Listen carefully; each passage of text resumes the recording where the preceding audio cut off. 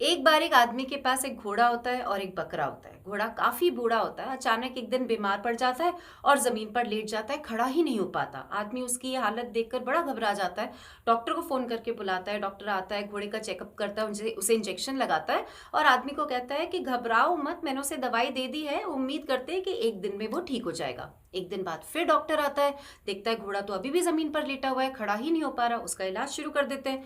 2 दिन, 4 दिन, 10 दिन, 15 दिन के इलाज के बाद भी घोड़ा खड़ा नहीं हो पाता। तो उम्मीद हारते हुए डॉक्टर आदमी से कहता है कि मुझे नहीं लगता कि अब आपका घोड़ा बच पाएगा, आपका घोड़ा कभी खड़ा हो पाएगा। तो मैं कल आता हूँ, कल इसको एक जहर का इंजेक्शन देते हैं और इसको खत्म कर देते हैं। ये सारी बातें बकरा सुन रहा होता है।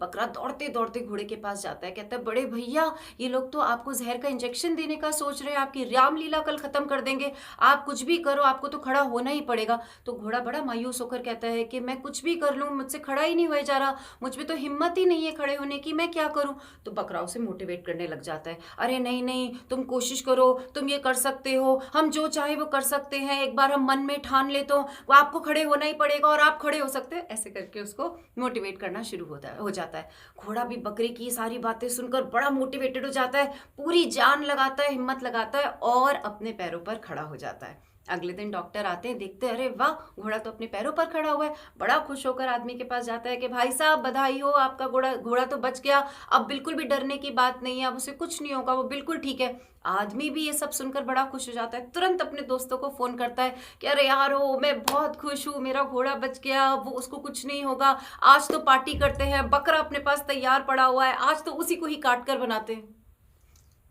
कहने की बात यह है कि मुफ्त की सलाह, फ्री की सलाह बहुत बार आपके लिए हानिकारक, खतरनाक हो सकती है।